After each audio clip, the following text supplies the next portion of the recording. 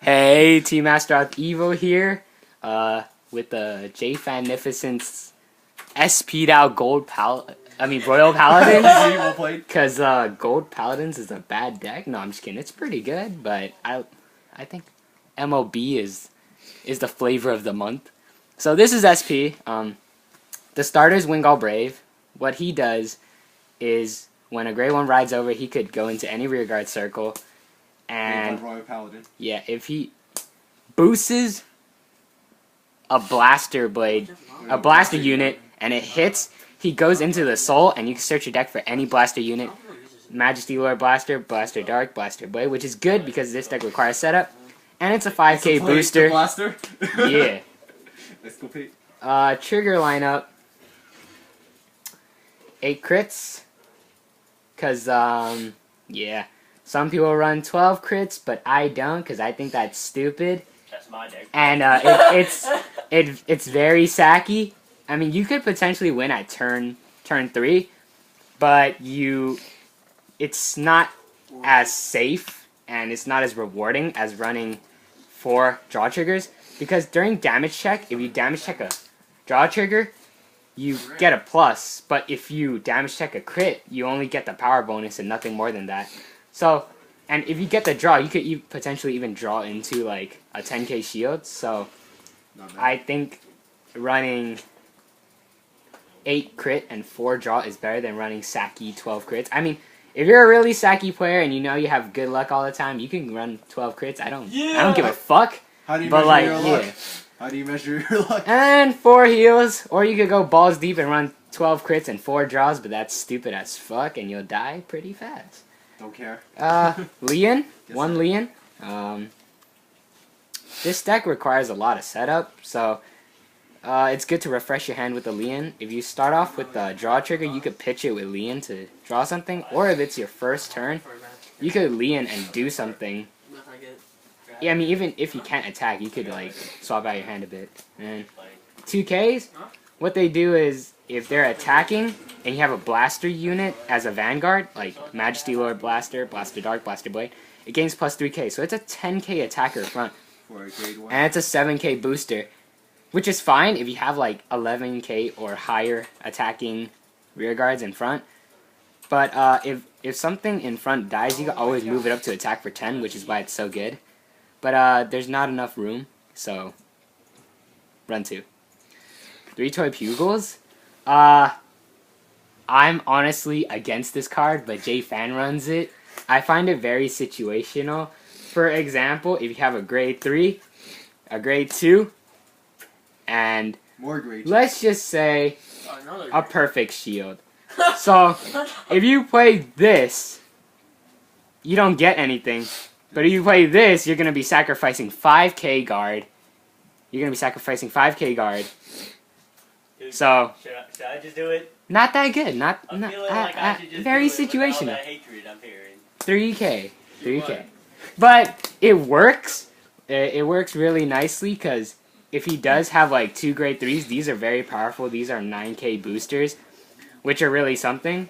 So, if the fielder was something like this would actually be very good. You know, honestly, all he has to do is have 2 grade 3s, so I guess it ain't that hard, but I think it's kind of very situational. If you actually have Palamese behind you, get. Yeah, I don't play this deck. I mean, I don't play this deck with Toy Pugils, because, I don't know, I just don't like Toy Pugils. It's very situational. What kind of deck profile? But it's good! It's good! Shut the fuck up, Michael! You're gay! 8 Marins, because you don't run Marins, you're a moron. This card's an 8k booster. Magic numbers are very important in this game, especially since DOT and MLB came out. Can't stress this any further, like 8k is important. PBL as well? Yeah. 4 perfect shields, because when someone hits for like 28 or like 25 or some big ass numbers that you can't like just guard normally, I think these will save your ass very nicely. Unless you get that. And the obvious 4 Blaster Blade. These are when you place it on Vanguard Circle, you counterblast 2 to retire any rear guard.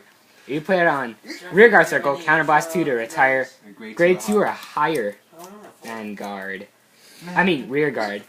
You need 4 because this deck requires you to have him and Blaster Dark in Soul for the MLB to be used fully. So 4. Yeah.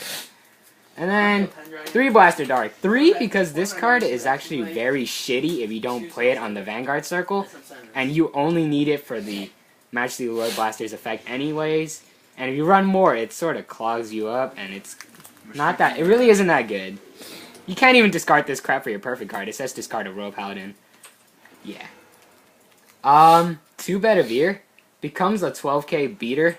I mean, it's 9k, but it turns 12k when it's attacking if you have a blaster unit as Vanguard.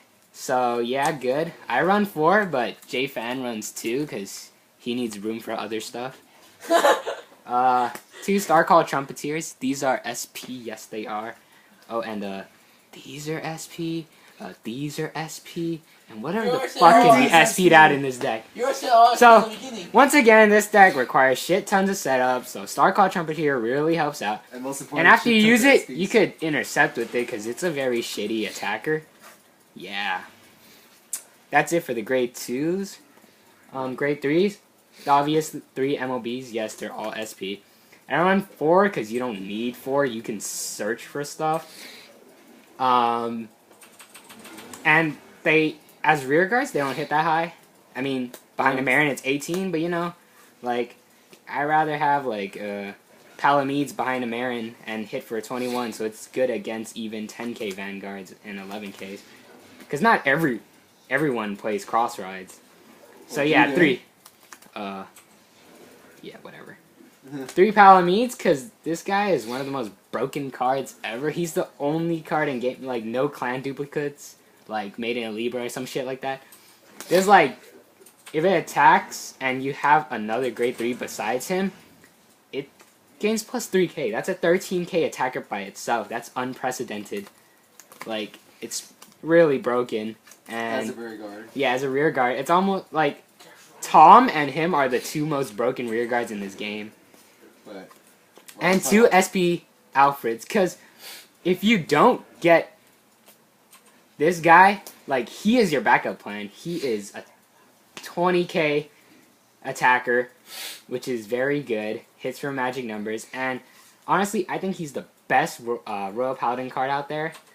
It's Counterblast 3, search your deck for any grade 2 or lower Royal Paladin and call it to your rear guard, which is, like, super good. It's I guess you could say it's like Garmor, but it's more Counterblast heavy than Garmor. But Garmor is the best card in Gold Paladins, so yeah. Don't even compare them. So how this deck works is you have this, and you have this and this as rear guard. When you attack, you soul charge these 2 under him, and he gains plus 10k that turn. And his passive effect is... Yeah. His passive effect is, if you have Blaster Blade and Dark and Soul, he becomes a 12k Vanguard. So, yeah, 12k Vanguard. Easy to guard against attacks, I guess, but most people know how to make rows nowadays, so not really. But, yeah, good card. Well, yep, that's it for the deck profile. Rest in peace, Michael Chen. Rest in peace, Michael Chen. If you like what you're seeing and you would like to see more, please don't forget to subscribe and like this video and, you know, give us a comment on what we can do better or shit like that. And he's alive. He's the one explaining. He's dead now. Yeah, Michael Chen's a faggot. See you guys later.